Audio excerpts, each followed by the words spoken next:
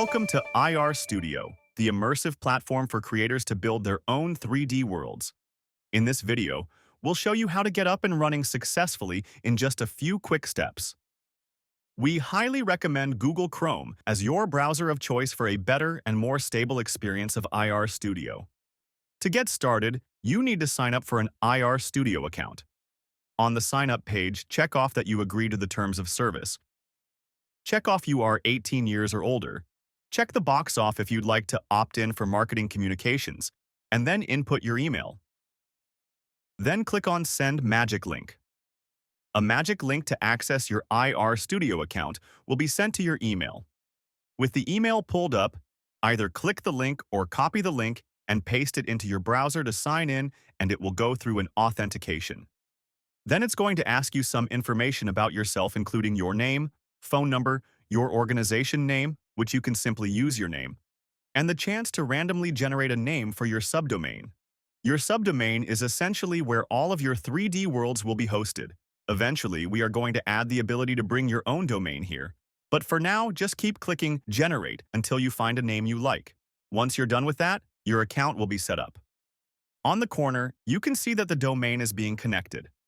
While that's happening, we can start to explore some of the dashboard here. Here are the project lanes where we'll create a new project in a few moments. We have some tabs on the left here for My Projects, which is the tab we're looking at now, and My Domains, where you can eventually connect your own domains. Then we have links to our documentation, which is a great resource that leads to our creator documents that can help you get started and learn how to build things.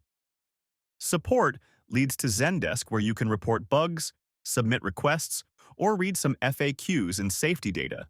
And then on the bottom left are your account details, which contain your name, user ID, your email address, and the ability to connect your GitHub, Google, or Apple accounts for easier sign-in. And this is where you'll also be able to delete your account. Going back to My Projects, which is the home page for the dashboard, you can either click this plus button here or the blue Add Project button at the top to start a new project. You first have to give your project a name, and then it's going to have you select your domain URL where this project is hosted. Click Confirm. When creating a new project, it generates a basic default scene for us automatically. You can also create as many additional scenes per project here by clicking the plus button. Across the top are a few buttons. Configure allows us to configure this project with plugins and other user permissions. Right now, the only plugin we support is Shopify, which we'll cover in a future video. In the same window is the Users category, which allows you to invite members to the project as viewers or editors, which we will go into more detail in a future video. Analytics is still a work-in-progress feature, but will contain a dashboard of metrics. Stay tuned for that. Lastly, the History tab here shows all of the activity that has happened with this project, including the date and times of when scenes are created and edited, when other users are invited, and other activities. Now that you know the basics of the dashboard, let's click on a scene. This will then launch you into the IR Studio editor, onto a default blank space. Check out the next video exploring the IR Studio editor.